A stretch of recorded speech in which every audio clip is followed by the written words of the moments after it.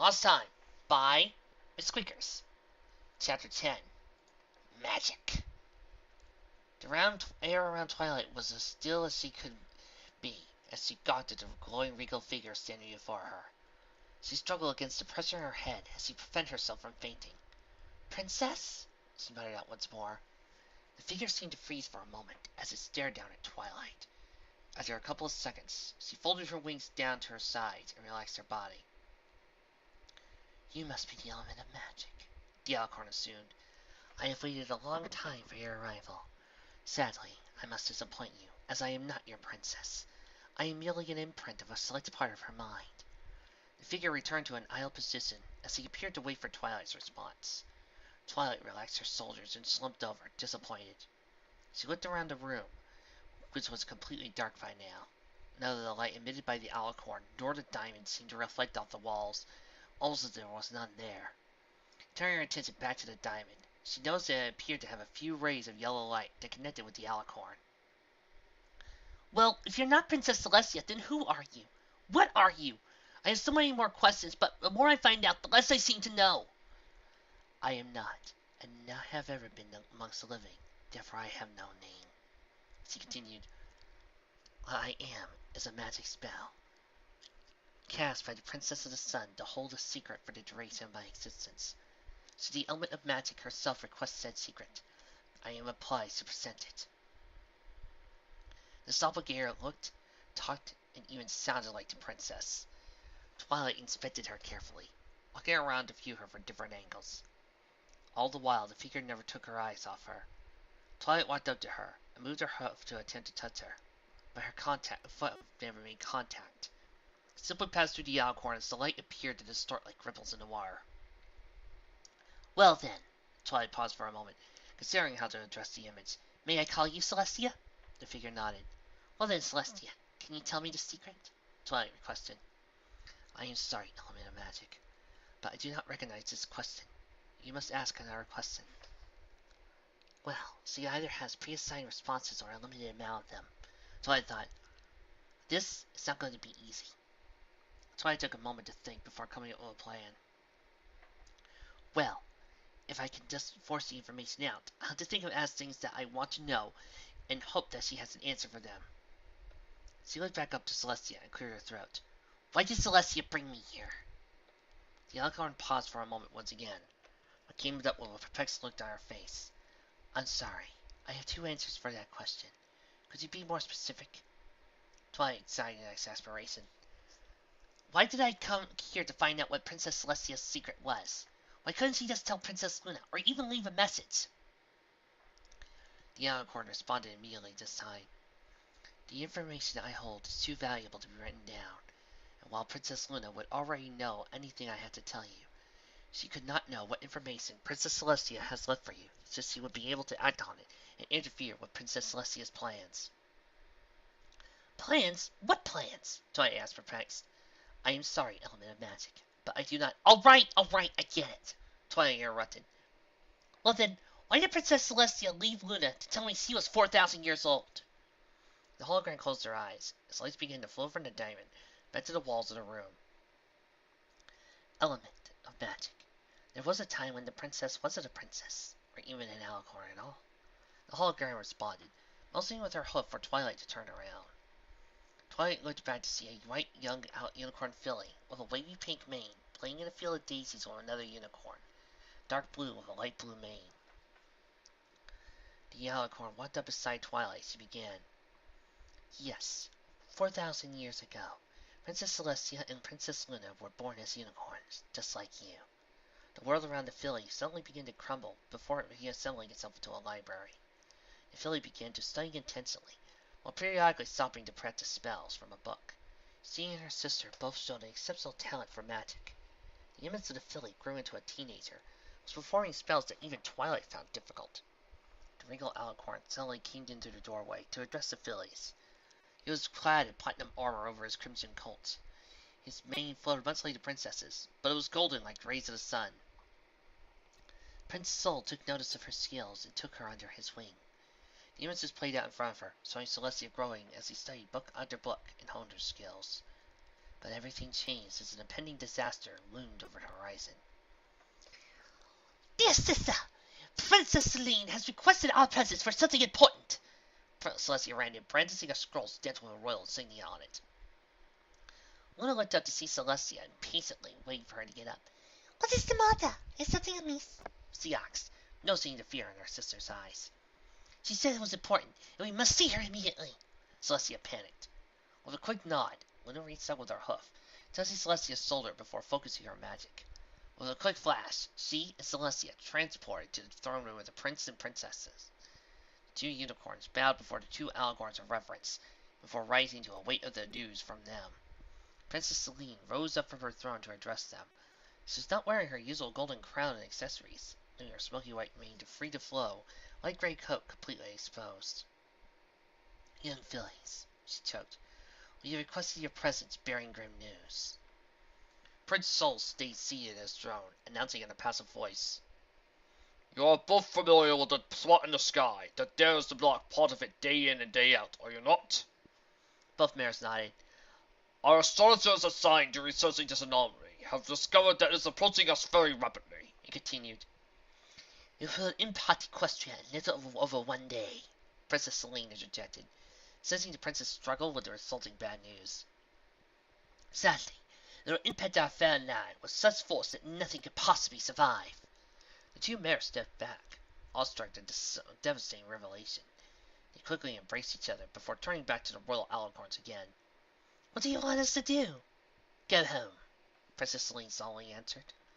The two mayors were surprised by her order, looking first at each other, then back to the royals. Surely you can't be serious, Celestia scoffed. Is there anything we can do? What about the elements? Can't you use them against this threat? I'm sure their power could... The princess held up her hoof to stop Celestia's incessant suggestions. The elements cannot be of use without the element of magic. Sadly, the elements of harmony, as well as the elements of chaos, are both without. She swept down to hold the mayors, joined shortly by the prince. We have squandered your entire childhood training you for a future you may never have. We cannot ask any more of you. Go home and spend the rest of your time you have left with friends and family, Sol choked, stifling his tears. The two mayors returned to their home in the small village of Canterlot, at the base of a steep mountain. The town had been going about their daily business, unaware of their impending doom. The prince and princess had decided that it would be best to keep the grim news a secret, in order to prevent riots and general chaos. A light brown unicorn stallion was outside, tending to a small crop of potatoes, when he noticed the two mayors on the horizon. He wiped the sweat from his brow, and then brushed his dark gray mane from his face, before whistling for his wife to cry out. With a smile, he waved to Celestia and Luna as he leaned on his gardening tools. Welcome home, girls, he called out. What is this ruckus all about? The mayor questioned as he wandered out the goddess.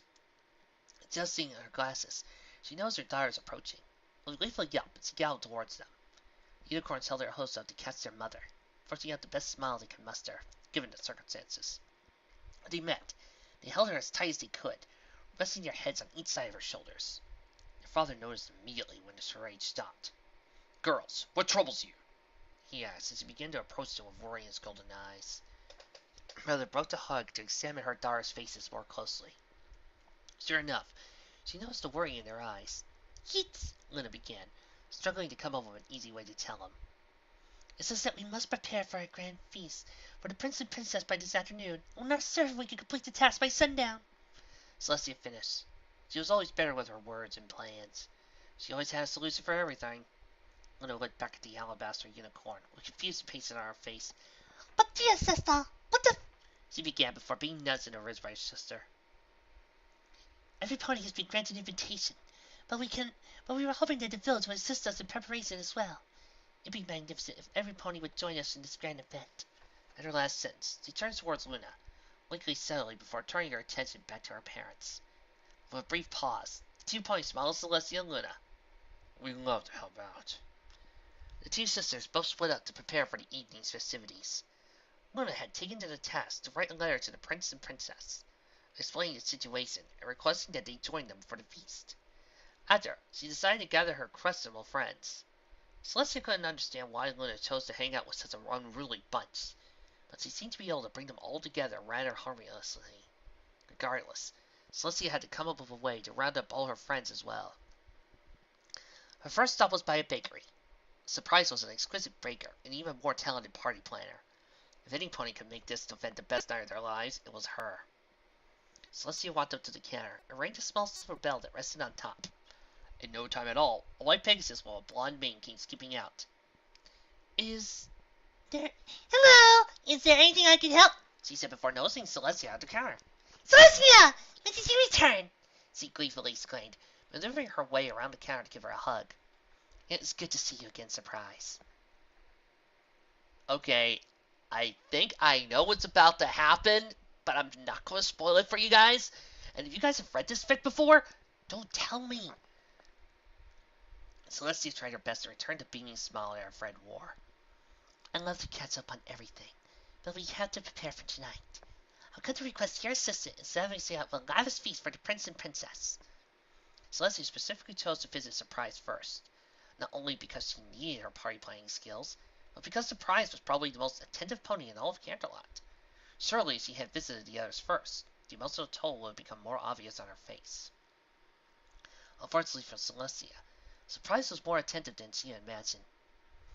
What's the matter, Celestia? The once bubbly Pegasus asked, almost as she could feel the emotions coming off of her. Does something trouble you? It's nothing, Celestia lied. I'm just worried that we may not be able to finish everything in time. She shifted her eyes around, trying to avoid eye contact with the white Pegasus, though she noticed something strange. Surprise! Is there something wrong with your tail? Surprise stepped back, grabbing her tail to hold it in her arms. I don't know. It's been twitching all day. It kind of tickles. Wait a second. Don't change it something on me. I can tell something's bothering you, and I won't rest until I see you smile. Thank you, but I really don't have much time to waste. Helping a friend when she's down is never a waste of time. Surprise insisted. You know you can always count. We're all going to die! Celestia hissed, trying her best to keep her voice down. She took a deep breath to regain her composure before beginning to explain. Surprise was in shock. You could say she was surprised. No! She only shook her head in disbelief. A cataclysmic event is to fulfill Equestria tomorrow. I want every pony to be together one last time before we meet her end. Celestia winced as she expected an outburst of terror or sadness to come from the Pegasus. Surprise couldn't hold it anymore. She began to giggle wildly while she rolled on the floor of the bakery. Celestia was appalled at the display. What's the matter with you? She bellowed. Oh, Celestia, don't you see? Surprise wheezed out. She wiped tears from her eyes. You are so worked up over this, yet you've already got the best plan laid out. I don't believe I follow. Well, you and I both know we can't choose when we have to go, Surprise explained. But being together with all our friends and family on our last day, well, that doesn't seem like such a bad way. Celestia put her hoof to her chin and thought, I guess if you put it that way, she said, easing on a little smile. Just enough to send Surprise's heart soaring. She ducked down out of sight and popped up behind the baker, with a chef's hat on and a mixing bowl in her hooves. Well, time's wasting. It's time to get bacon. Celestia walked down the street to the town's kitchen. It wasn't often that you could find a brilliant ember inside. Her cooking skills were impeccable, even with a limited variety of crops that grew in their quaint little village. She was still able to cook meals that rivaled every city's cuisine for the prince and princess's personal chefs. Following closely behind the uniqueness of her talent, however, was her beauty. Her coat was always shone brilliantly, not an easy task considering its color resembled ash. Her eyes sparkled like emeralds, and her expertly styled mane was a tone of deep shade of crimson. Crimson! Needless to say, between her skills and her beauty, she was a very popular mare. Celestia entered her question, but to surprise, there was a Cyan Pegasus with a rose-colored bow in her violet mane, carefully chopping some fresh carrots. Nosing her guest, she looked up and gave a radiant smile before rushing over to Celestia for a hug.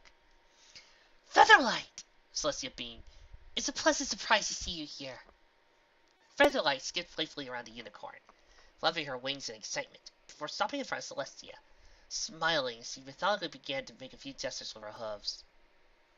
Luna and I have returned to host a feast for the prince and princess here in our little village, Celestia responded. I did intend to find you after, but I also came here to see Ember about the meal preparation. Have you seen her? The mare nodded, pointing to the back door, before Celestia had a chance to go investigate. Featherlight held up a hoof to her lips and gave a silent hush.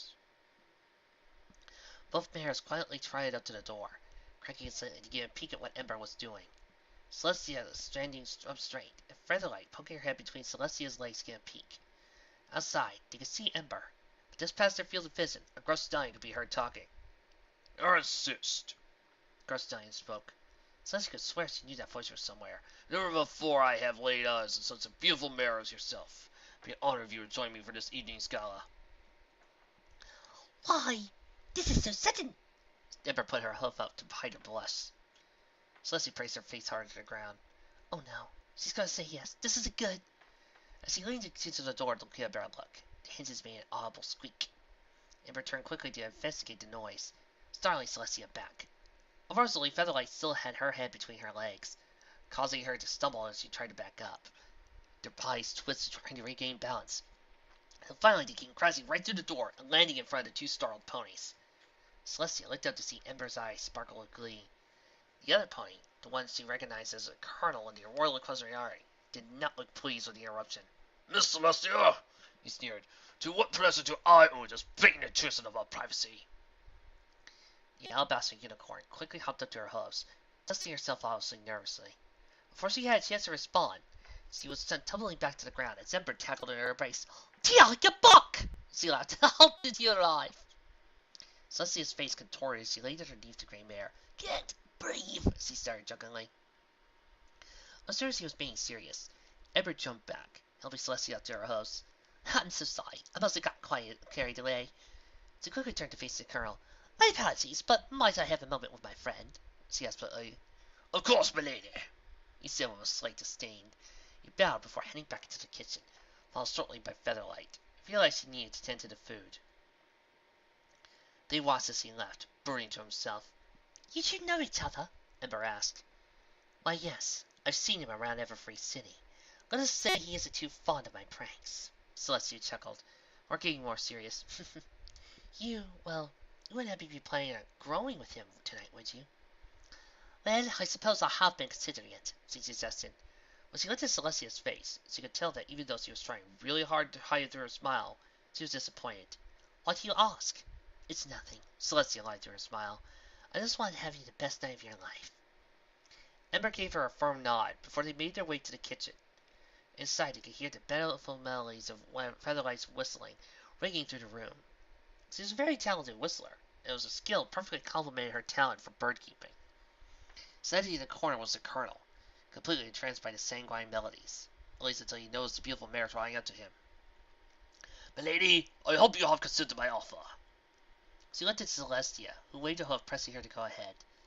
Colonel Ivory, it would be a pleasure for me to join you for tonight's gala, she began, but I'm afraid I'm going to have to decline. She waited for the unmistakable gasp she heard from so many eligible stallions she rejected in the past. Surprisingly, however, she heard two gasps, one from the colonel and one from Celestia. Milady, I implore you to reconsider. My apologies, but I've already made my mind already. Ember's words seemed to come out naturally. Rightfully so, seeing she had come to accustomed to this. You see, Celestia's one of my best friends, and I rarely get a chance to see her, as you might already know. Please understand. Under any other circumstances, I would have accepted without question. The line almost sounded rehearsed. Celestia glanced over her, struggling in confusion. I don't want you to decline just for me. I want you to have the best night of your life, she whispered. I know, and I cannot imagine a better evening to be together with all our friends. She responded in the same hushed tone. I understand, he calmly answered. He quickly shifted his attention over to Featherweight, who was still diligently preparing meals for the ponies that continuously came and went. Mademoiselle, he called out to get her attention. She looked back out, pointing over herself and mouthing the word, me. Yes, you have impeccable talent. I happen to be on short on entertainment for the gala. I was wondering you'd be interested in showing your lovely talent. I could tell she wasn't avidly considering it, and was becoming increasingly desperate not to be rejected twice in one day. You'll be paid handsomely for your performance. Take whatever salary you make here and double it. She shyly shook her hooves and smiled, trying her best to respectfully decline the offer. She wasn't interested in the money. In fact, she didn't even work at the cafe, but was volunteering her time to help out with the rest, since Ember was sore on delay. The colonel became frustrated at this point. Are you not going to show me a little respect and give me a solid answer? He asked. Featherweight expressed a quickly changed to sadness as he backed away ashamed. Both Celestia and Ember positioned themselves between the stallion and their friend, starting to express his pain on their faces. Celestia was the first to speak up. She gave you a very clear answer. I suggest that you learn to accept no for an answer. It was a very bold response to somebody who could be considered her superior, considering they both served prince and princess. I don't think the lass needs you to defend her, he retorted, butting heads with the pink-maned unicorn. She's very capable of speaking for herself. Celestia snorted aggressively with a rude assumption. That would be very hard, considering she cannot speak. The colonel backed up with surprise at the sudden realization. As Celestia's expression quickly changed to a smirk. Ember, let's say we start with the main course. Ember nodded with a coy smile, as she understood what her friend was implying. She closed her eyes as her horn began to glow with orange aura. Around her, fiery sparks started to rise out, until suddenly bursting into flames. The colonel backed out to his seat, as the flames licked his snoot. You know what they say. If you can't handle the heat, stay out of the kitchen. The stallion scurried to the door as another burst of flames cracked like a whip in front of him. You just wait until the prince hears about this, he shouted before forcing his way out of the building. Ember quickly turned down the heat of the magic and levitated pods over the fires, while scooping up the salted greens and featherlight had prepared or dragging them in.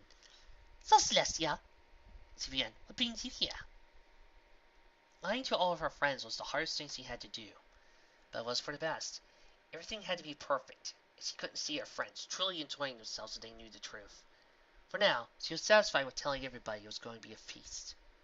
Celestia continued towards the outskirts of the village, where the entrance of the mines began. It was here she knew a certain earth pony would be working. Swift Russ had also been hired to work down in the mines by some of the Everfree elite. It was also paid handsomely for his work, because he was able to work so fast. Anything he earned, however, he used to support the town. With the help of some of the workers above ground, Celestia was able to find the entrance to the newest shaft, most likely where she could find Swift. The keys provided every pony with a very rare element that was used for everything from jewelry to machinery. As far as any pony knew, the caves beneath Carolot held the largest deposits of this gem anywhere in the world. Very few ponies, however, were willing to do the work because it was so dangerous. The caves would occasionally drop several hundred feet, and the gems stood out from every direction like giant spears. The gems, when that size, were fragile like glass and seemed to resonate at very low frequencies, making its cave-ins frequent. Since the gems also lined the ceilings, a cave-in was considered to fail regardless of circumstances. Still, Celestia ventured down the tunnel. The walls had been mined and cleaned of any protruding gems at this point, giving her a little comfort, but it quickly became dark. Celestia cast an illumination spell as she wandered down the path, using minecart tracks to help guide her. For long she could hear the sound of steel contracting stone. She began to pick up the solid pace as she could see the light from the current work area. Swift! She called out, her voice echoing down the tunnel. Immediately picking to stop, she could hear somebody yell towards her hoof. That pony rounded the corner was very muscular. The yellow coat was soaked with sweat, and he wore a metal hard hat over his messy, two-tone orange mane. Celestia, is that you? He whispered. Swift, I'm so glad I found you. Celestia cheered. Suddenly, a hoof came out silenced the unicorn. Nemo stood there for a moment. With strained senses, he could feel a slight rumble off in the distance. Swift looked back at Celestia with a hint of fear in his eyes. How's about I take you up on that race I owed you? He offered. First to the exit wins. Celestia pretended to contemplate him for a second. Well, I don't know. How about these? Wake up! She sighed as he took off in the direction as he came. Swift followed suit. He quickly caught up to arresting her as the tremors became stronger. Genuine fear entered his thoughts. This one's gonna be close. Only in your dreams! Celestia responded obliviously. Suddenly, he began to pick up the pace, passing up Celestia with ease as they could see the light of the exit 100 yards ahead. Celestia tried to keep up, but it was a little too fast. Well, I guess I had to tap into my reserves early this time. She thought before picking up the pace. Her breath immediately became labored as she started to catch up with him. The rumbles began to get stronger as they neared the exit. Celestia was still oblivious. She had mistaken the sound of rumbling for the sound of their hooves against stone. But Swift could hear the walls crumbling behind him. We're gonna make it at this place, he worried. In a quick decision, he began to slow down. Falling just behind Celestia, couldn't help but smirk as he passed him up. With everything he had, he picked up his pace, bumping his hard head up against Celestia's rump and pushing her with all his might. He could hear a sharp yelp coming from the mare over the rumbling. No time to look back. The exit was so close. 25 yards. Give it all you got. 20 yards. Don't look back. 15 yards. So loud now. We'll never like it. 10. Yes, we can. So close. 5. Ow, rocks. 2. Well, crap. He planted himself firmly. He pushed himself as hard as he could. Sending Celestia end over end out of the cavern. In race, he hopped up a cheer. Huzzah! You tried to trip me, but I win again, she shouted. Turning around, and looked at a dusty cloud behind her. Her face dropped in pure fear. Swift, she mumbled out. Are you there? Please, answer me! She stood there for a few seconds, frozen in sight. Suddenly, he heard a cough coming from the dust. A gray pony came trotting out, coughing as he was fanning the dust away with his hoof. Celestia collapsed in relief. Well, he smirked. I guess you win again. The pair went to the nearest medical station to get him washed and checked out. Other than the scrapes and bruises, he was fine. Luckily for them, he was given the rest of the day off, freeing his schedule. Even though he wasn't a great cook, Celestia had convinced him to help Ember out with the meal preparation.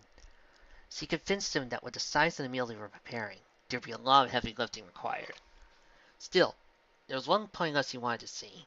One point he had purposely saving for last. The name Garden Grove didn't really flow off the tongue, but the name suited him well. He would grow a grain of rice in the desert if he wanted. Essentially, he could grow everything, and that's just what he did. He owned probably one of the largest plots of land in Canterlot, where he grew anything from apples to zucchini. If they needed something for the feast, he would be the first pony anyone he would see. That wasn't why Celestia stood in the homeless day. She stood there, biting her lip with a hoof up, ready to knock on the door, but frozen in place.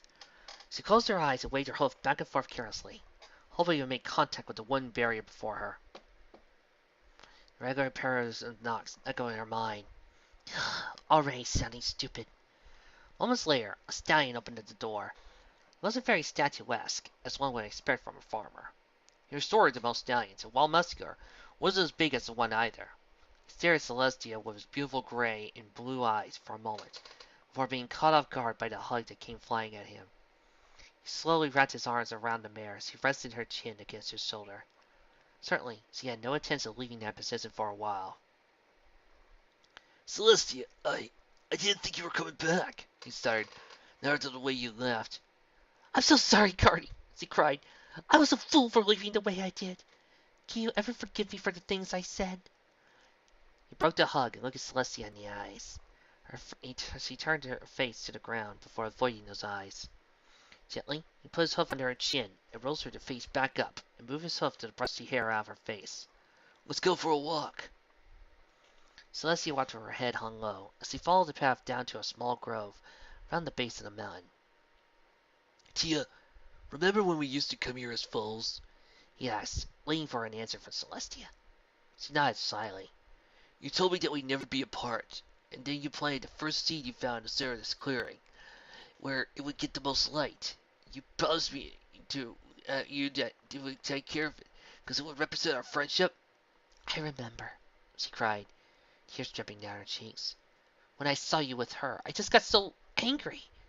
I really thought you'd be proud of me. Celeste, he sighed, as he tried to catch a glimpse of her violet eyes. Celestia didn't respond. They came up to a clearing which had been well groomed for being so far out. This was my personal project ever since that day. Turns out, the seed you planted was cherry blossom. Celestia looked up in excitement to see the light shining down in the center of the clearing, down a gorgeous cherry blossom. The tree had grown quickly under the Garden Grove's care, almost covering the entire clearing. Best of all, the tree was in full bloom. Pink petals gently floated down to the ground where they blanketed the grass. It reminds me of you, he said, gesturing with her eyes to her pink mane. I was proud of you, Celestia finally admitted, finally finding the courage to gaze into his eyes. Those eyes were his favorite part about him.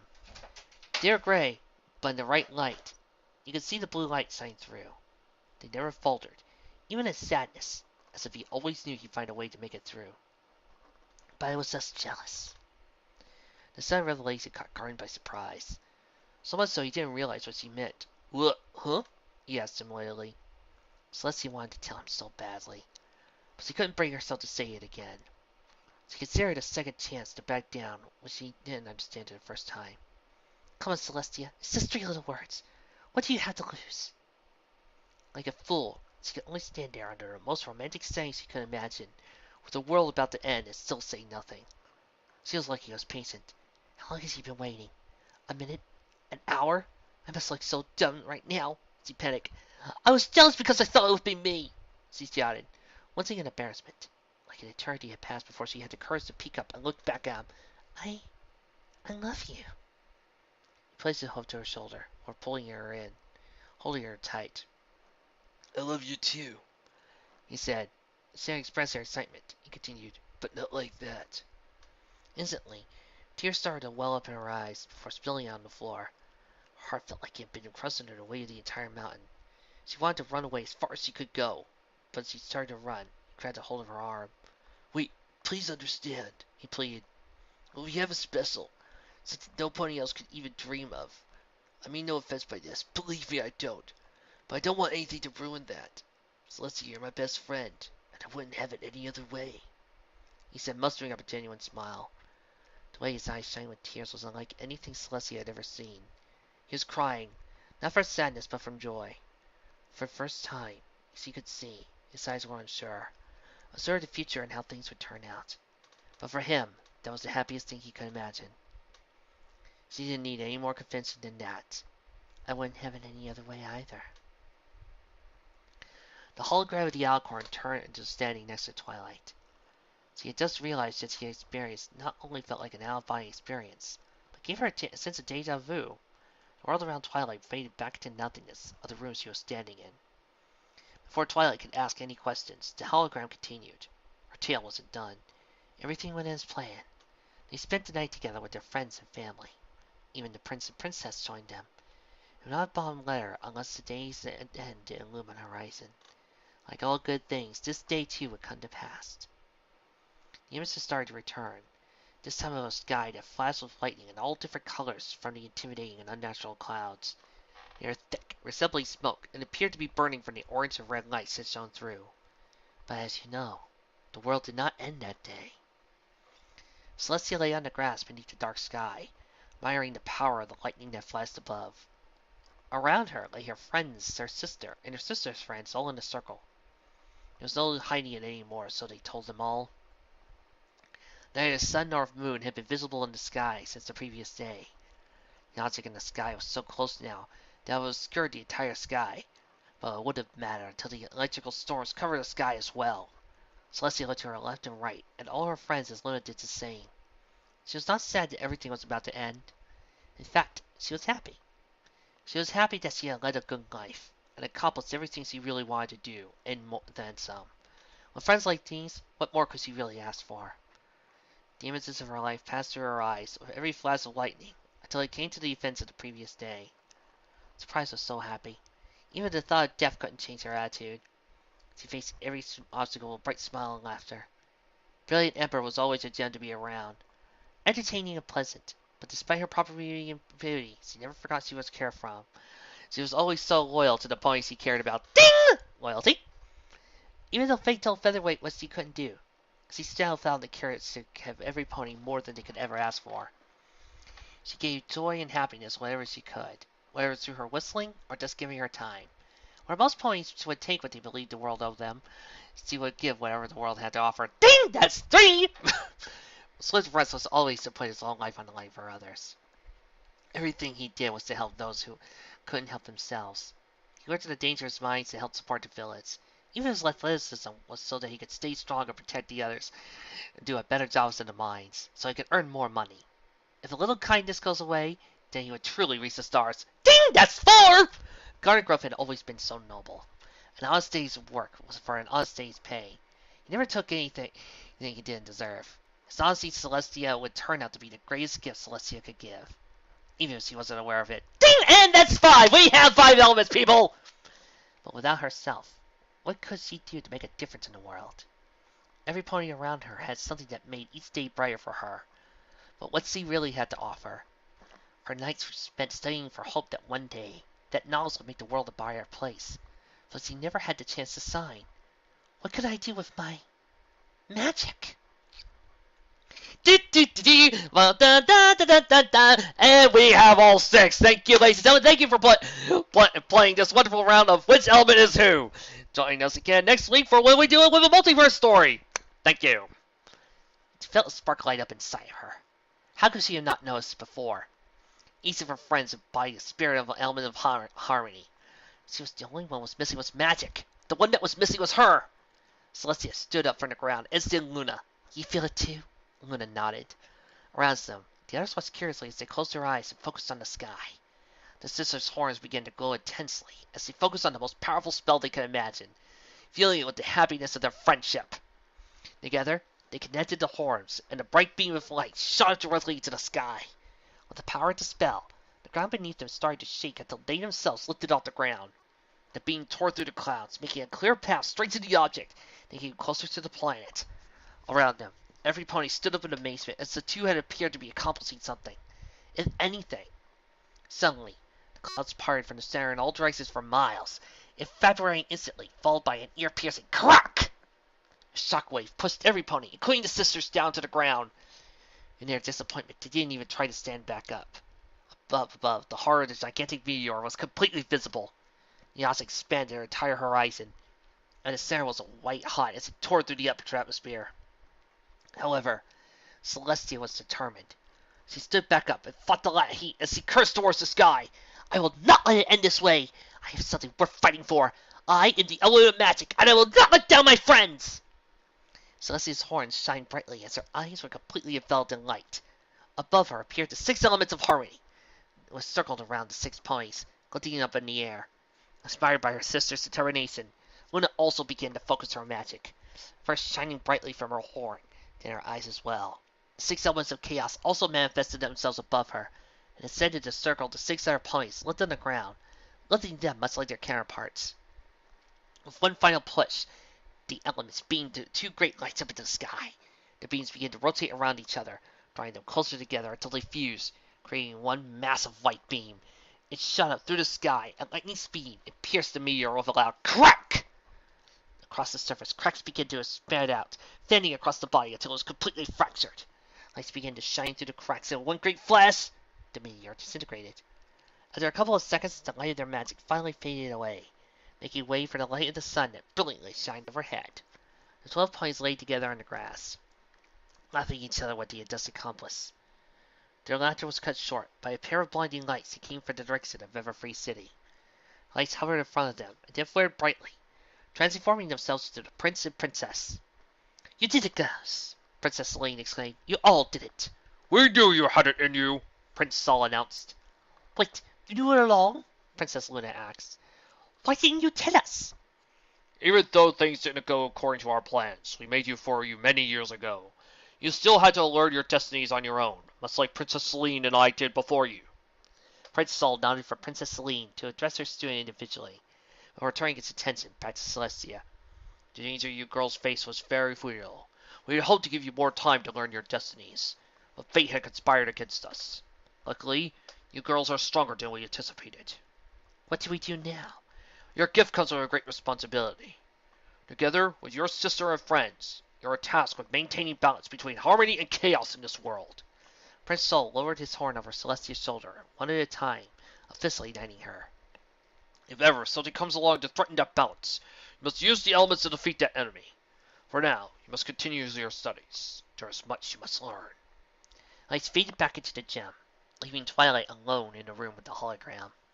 The glow was dim now, its aura getting weaker by the minute. And now you know Celestia's past. The Alcorn concluded.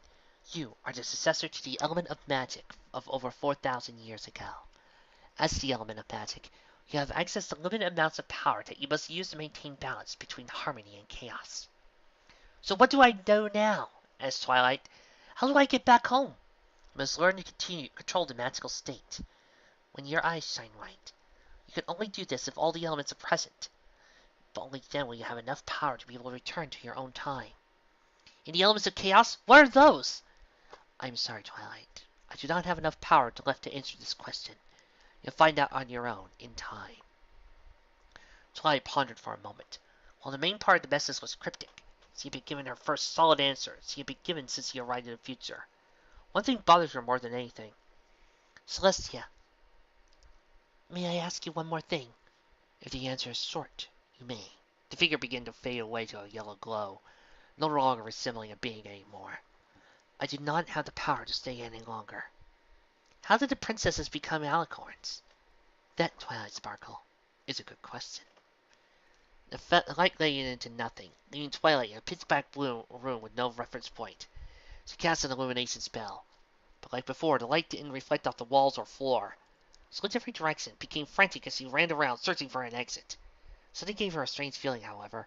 Her mind was telling her that her legs were moving and her eyes were open, but she didn't feel any part of her body, as if her muscles had gone limp. Lack of sight also made her unsure if her eyes were even open. She stopped in her tracks and raised a hoof to her face. Nothing. She frantically cast an illumination spell, but that didn't help either. Everything was still pitch black. She was losing her mind. What was this place? Was any of it real? Twilight opened her mouth and felt the wind rush out, harshly grating her throat with what felt like a blood-curdling scream, but no sound came out. Suddenly, there was a spark off in the distance. Twilight squinted to get a better glimpse of it, but didn't get any clearer. She rubbed her eyes frantically before taking another look. The light was bigger now, in it she could see a shade of purple. She blinked again, and the image became clearer. She liked every time she closed her eyes and opened again. This would happen. Twilight! A voice called out to her. The room trembled once. Twilight blinked again. There was a mirror standing above her, but she couldn't tell who it was. Twilight, are you alright? The voice called out as the room trembled twice this time. She shut her eyes white. Stupid eyes, work! She opened them again. She noticed that this mirror was herself. She eyes saw over the ground. Shutting her eyes and backing away rapidly, she screamed. When she opened her eyes again, somebody else was standing there when she saw herself. Twilight, what's wrong?